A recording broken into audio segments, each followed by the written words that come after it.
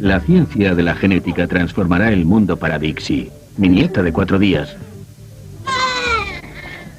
Esta es mi madre. Oh, el tío, nunca lo había visto. Cómo se pasaban ciertas características de una generación a otra fue algo que confundió a científicos desde Aristóteles a Darwin. Vamos a averiguar cómo se resolvió el rompecabezas.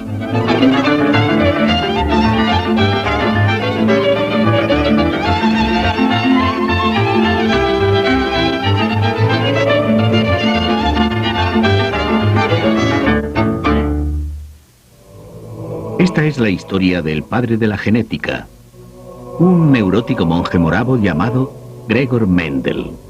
Los 6 experimentos que cambiaron el mundo, Mendel y el guisante raro de la vaina.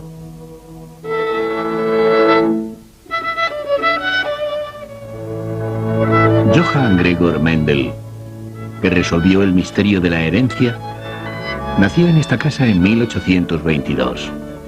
Está en una aldea pequeña llamada Hinchitza, ahora en la República Checa. El padre de Mendel era un agricultor que cultivaba principalmente fruta. La familia era pobre y dependía para todo de esos árboles.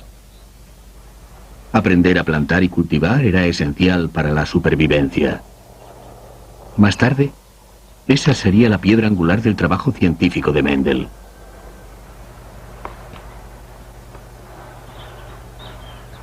Mendel era un niño increíblemente brillante, por lo que sus padres se sentían presionados a ahorrar todo lo que pudieran para enviarlo a una escuela decente. Pero el dinero era una preocupación constante, y Mendel, que era un joven sensible, sentía aquella tensión. Estuvo enfermo 3 veces y tuvo que regresar a su casa a recuperarse. Y parece bastante claro que esas enfermedades eran psicológicas, depresiones nerviosas. Y creo que viviendo y estudiando lejos de casa se sentía muy presionado a regresar. Pero debía ser también un hombre muy testarudo, ya que, a pesar de esas depresiones nerviosas, siguió adelante con sus ambiciones. Cuando tenía 18 años, llegó el desastre. Su padre quedó tullido en un accidente. La tradición exigía que los hijos ocuparan el lugar del padre. Pero el joven Mendel era demasiado delicado y enfermizo para poder llevar la granja. En lugar de eso, tomó una decisión. Él lo explicó así. Me resulta imposible seguir soportando tantos esfuerzos. Me siento impulsado a adoptar una posición en la vida que me libere de las luchas más amargas por la existencia. He solicitado y recibo permiso para entrar en el monasterio agustino de Santo Tomás en Brno.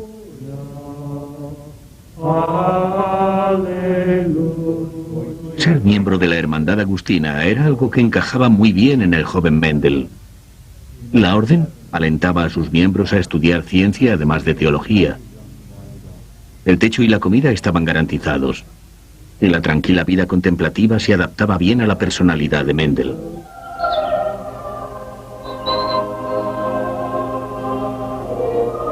Otro rasgo del monasterio era que contenía un pequeño jardín botánico. Era poco más que una pequeña colección de flores moravas, pero transformó la vida de Mendel.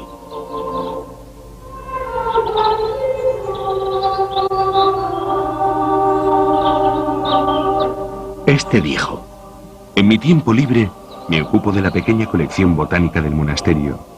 Me he vuelto tan adicto al estudio de la naturaleza que no regateo esfuerzos para llenar los huecos en mis conocimientos. Mendel se interesaba cada vez más por distintos aspectos de la vida. ¿Por qué las especies eran diferentes entre sí? ¿Y qué hacía que variaran miembros de la misma especie? De periquitos y calvos. En la época de Mendel, todos sabían ya de espermatozoides y óvulos, pero no tenían medio de explicar cómo se combinaban exactamente para producir la generación siguiente. La teoría más popular sobre la herencia sostenía que el padre y la madre se fundían de algún modo en la concepción, y el niño era una mezcla de los dos. El profesor Steve Jones, uno de los genetistas más importantes del país, explica por qué resultaba tan atrayente esa teoría de la fusión. Parece claro que uno sea una mezcla, una combinación de lo que fueron sus padres. Si tu padre era muy alto y tu madre muy bajita, tú estarías en algún punto medio. Y parece que el modo en que debe funcionar eso es que se mezclan sus sangres o se mezclan algunos fluidos, y todo el mundo lo cree así porque es evidente. Pero es evidente y falso. Y es ese tipo de teoría lo que hacía que los agricultores y ganaderos se interesaran por mezclar especies. Pero aquí tenemos un caso clásico de una oveja negra en una familia. ¿Sí? Aquí están los dos padres, la madre y el padre. Los dos son blancos, son una oveja y un carnero blancos. Y esto es lo que han tenido, algo completamente distinto. No es natural. Es imposible que de una mezcla de esos dos pueda salir una oveja negra. Pero si hay una oveja negra, puedes estar seguro de que en algún punto de la estirpe familiar ha habido otra oveja negra. Y si siguieran reproduciéndose en número suficiente de veces, nacería otra. ¿Cuánto habría que retroceder para encontrar otra oveja negra? No lo sabemos. Por desgracia, las ovejas no tienen buenos árboles genealógicos, pero podrían ser 2 generaciones, 10 o 100 generaciones. ¿En serio? Aparecen de repente y luego desaparecen otra vez. Pero no es fruto de una fusión. Eso no saldría así. Y al parecer mi sombrero oculta otro de los problemas con la teoría de la mezcla. ¿Cuándo se te empezó a caer el pelo? Di la verdad. ¿Sobre los 17 o los 16? ¿Y cuándo estabas ya sin nada? ¿A los 23 o 24? Ah, no, tuve algo hasta los 26. Bueno, hasta los 26. No pretendía insultarte. Digamos que quizá un día tengas nietos, ¿vale? Y es muy probable que alguno de esos nietos podría darte probabilidades bastante concluyentes. Alguno de esos nietos estarán calvos. Los defensores de la teoría de la mezcla no podían explicar por qué mi calvicie, el tipo de calvicie que ataca pronto, aparece a menudo en hijos de padres con pelo. ¿O cómo puede salir una nectarina de una semilla de melocotón? ¿O cómo pueden aparearse 2 periquitos azules y producir un hijo completamente blanco? Y eso fue lo que acabó con la idea de la fusión. Esas anormalidades. El modo en que ciertos padres pueden producir hijos que no se parecen nada a ellos, sino a un antepasado lejano. Allí pasaba algo más, y sencillamente hacía falta un genio que lo descubriera. Y ese genio fue Mendel. En la década de 1850, los deberes pastorales de Mendel lo llevaron a enseñar ciencia en Brno. Su curiosidad científica lo había llevado con anterioridad a Viena, donde había estudiado física y matemáticas, además de botánica e historia natural. Mendel se encontró de repente teniendo que enseñar teorías equivocadas sobre la herencia, como la de la fusión. El programa escolar incluía también la idea aún más anticuada de que cada espermatozoide era una persona completa en miniatura y el óvulo solo estaba allí para darle comida. Hasta algunos chicos de 12 años podían encontrarle fallos a esa idea. Sí, puede tener los ojos de la mujer y ser un niño. O sea, que tiene que ser parte del hombre y parte de la mujer. No puede ser así. Ven aquí, número 2. Ven aquí. Bien. Vamos a felicitar al número 2. Quiero que te subas aquí. Sube. Vale. Eso es. Vale. Aquí arriba. Vale. Quiero que sujetes esto como si fuera algo glorioso. Esto es como un premio, ¿vale? Vale, bien. Creo que tiene un gran futuro en ciencias. Un aplauso para él.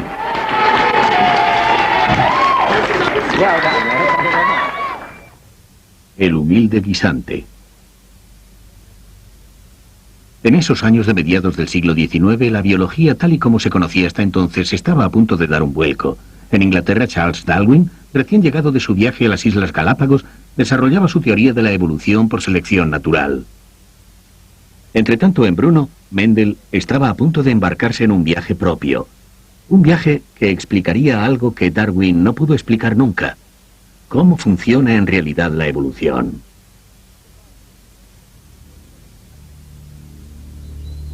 En la mente de Mendel comenzaban a insinuarse un montón de ideas disparatadas.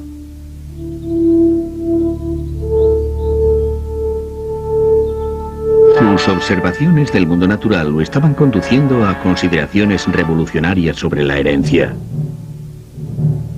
Sospecho que no llegó allí desde la biología, sino desde la física. Desde la física y la matemática. Lo bueno de las matemáticas es que ahí no tienes fusiones, sino números. Y Mendel era evidentemente un matemático muy competente. Trabajó también en el departamento de física de la Universidad de Viena. Y obviamente sabía bastante de física, y creo que eso le dio la entrada. Mendel pensó que si las matemáticas podían desvelar los secretos de la física, también podrían contarnos algo sobre biología, sobre la propia vida.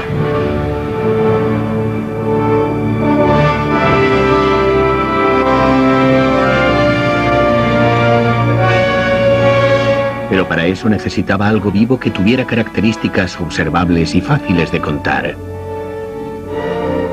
Y así fue como el humilde guisante entró a lo grande en el escenario científico.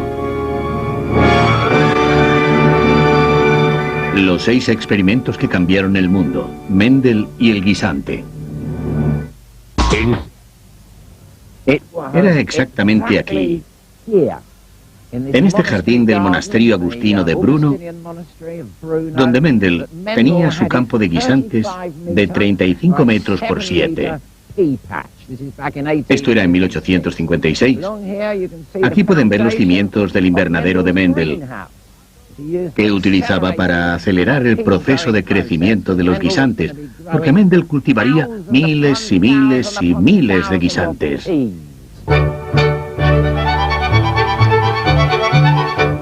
La manía de Mendel con los guisantes duró 8 años e incluyó unas 30.000 plantas.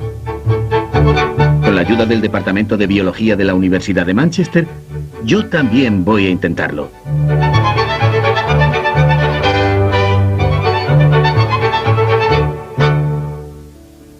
Mendel intentaba comprender cómo pasan ciertas características de una generación a la siguiente.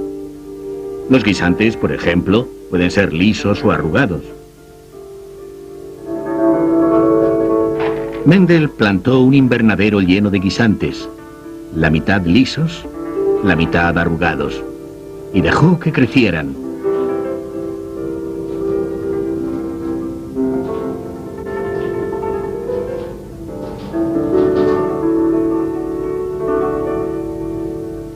Este es Bob Callow, biólogo de plantas. Me está guiando en las partes más duras del experimento de Mendel. Tengo que cruzar cada planta que ha salido de un guisante liso con una planta salida de un guisante arrugado. Es muy complicado. Los órganos reproductivos del guisante son bastante modestos, por no decir otra cosa. Ya está abierto. ¿Dónde? ¿Esa cosa minúscula? Sí, si la miras verás que tiene pelos. Oh, es minúscula. Mendel tenía que sacar los pequeñísimos granos de polen de una flor de guisante e introducirlos en los trozos femeninos de otra. ¿Cuánto tiempo por flor tardaba Mendel en hacer esto? Bueno, depende de lo experto que fuera. A mí me lleva una media hora hacerlo todo. Mendel tuvo que hacerlo miles de veces. Debía de tener la paciencia de Job. Salen fácilmente. Después de 2 semanas, esa combinación de polen y óvulo se convierte en una vaina de guisante. Esos guisantes híbridos, de lisos y arrugados, harían dar al mundo un paso de gigante en dirección a la genética moderna. La teoría de la fusión, el dogma de la época de Mendel, habría predicho que el guisante nacido de uno arrugado y otro liso se parecería a una mezcla de los 2 padres. ¿Pero qué aspecto tenían en realidad los híbridos? Sorprendentemente, todos los guisantes que habían producido las plantas cruzadas eran lisos. Y si miramos todos estos, verás que hemos sacado algunos de otras vainas y todos los guisantes son lisos. Lisos, sí. O sea que la característica arrugada ha desaparecido por completo. Aunque esos guisantes tenían un progenitor liso y otro arrugado, parecían lisos. ¿Qué había sido de la información, del factor que hacía arrugado a uno de los padres? ¿Se había desvanecido? Mendel plantó todos los guisantes lisos, y lo que ocurrió después cambiaría el mundo. Los niños de Mendel. Necesitamos unos pocos más. En 1860, Mendel estaba a mitad de camino de su experimento y comenzaba a actuar de un modo raro. Disculpe, esto no es exactamente lo que andamos buscando, ¿verdad? Sus visitas informaban de que hablaban de sus guisantes como de sus niños.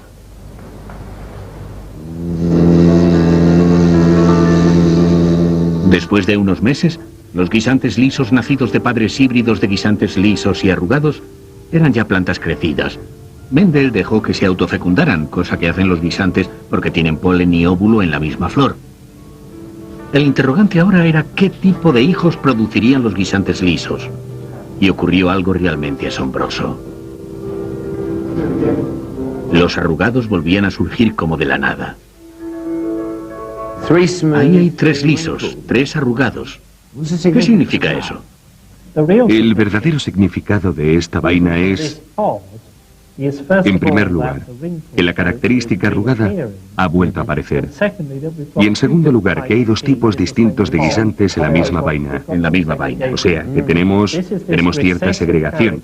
Esta es la característica que todo el mundo creía que había desaparecido para siempre y que Mendel mostró que había vuelto a resurgir en los nietos. Solo podemos... O sea que el factor de las arrugas existía en el padre liso, aunque no se mostrara. Pero ¿por qué había reaparecido en algunos de los hijos? Para descubrirlo, Mendel hizo algo que solo haría un matemático. 1, 2, 3, 1241, contó todos los guisantes lisos y todos los arrugados. Le llevó un rato porque tuvo que contar 7.324 guisantes. 5.400, 5.474 guisantes lisos. Casi 6.000 eran lisos como los padres, y menos de 2.000 eran arrugados. Una proporción casi exacta de 3:1. Era un gran genio porque fue capaz de pensar mucho más allá de esa proporción. ¿Qué es una proporción de 3:1? ¿Qué puede haber más aburrido que una proporción de 1/4 de guisantes arrugados? Pero a partir de ahí, él extrajo los fundamentos de la vida, que es que la vida está basada en partículas, unidades que no puedes ver, pero que están escondidas y pueden juntarse y separarse.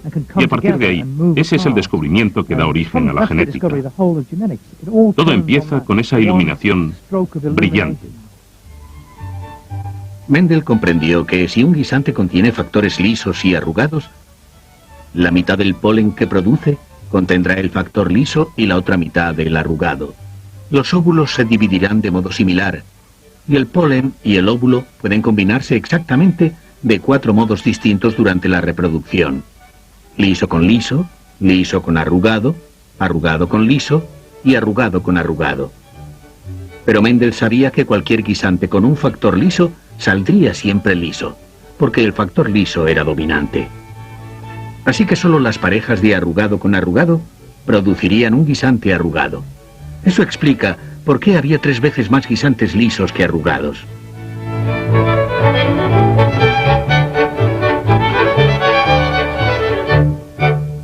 Llegará mi hora.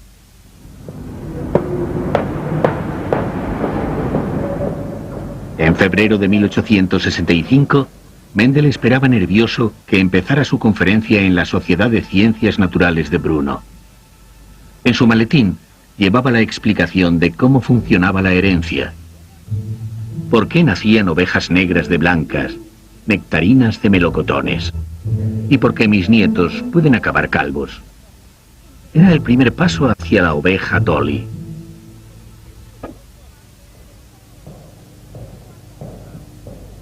La reunión fue un desastre. Los espectadores esperaban una conferencia sobre plantas y recibieron una lección de matemáticas llena de proporciones y fórmulas incomprensibles. Y en el número completo de la clase de series que esa combinación suscita, y por lo tanto en sí mismas, 2 veces la A grande y la A pequeña más la A pequeña,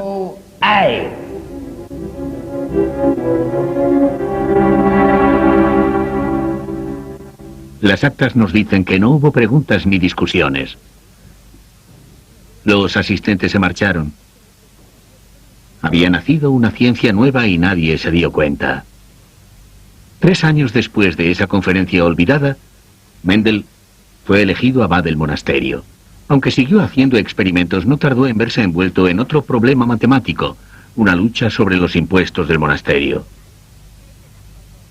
Era un asunto relativamente menor, pero la misma tozudez que lo había llevado a pasar 8 años cultivando y contando guisantes, se apoderó ahora de él. Se obsesionó con esa batalla con las autoridades sobre impuestos. Hasta tal punto que en cierto momento los hermanos intentaron prácticamente que lo encerraran por loco. Sin duda, estaban muy preocupados sobre el modo en que enfocaba aquel problema. No aceptaba ningún tipo de compromisos. Mendel se convirtió en un anciano bastante triste. Soñando todavía con la gloria que no conocería nunca, dijo: Aunque he sufrido momentos amargos en mi vida, mi trabajo científico me ha proporcionado gran cantidad de satisfacciones y estoy convencido de que no pasará mucho tiempo antes de que sea reconocido por el mundo. 16 años después de su muerte, en 1884, el mundo reconocía al fin el genio de Mendel. Británicos, ingleses y holandeses descubrían y verificaban su trabajo, y se erigía una estatua en su honor en Brno. Las partículas sobre la información hereditaria que descubrió se llamaron genes, y los científicos no tardaron en darse cuenta de que existían en todas las formas vivas de la Tierra. El tímido monje moravo había cambiado el mundo.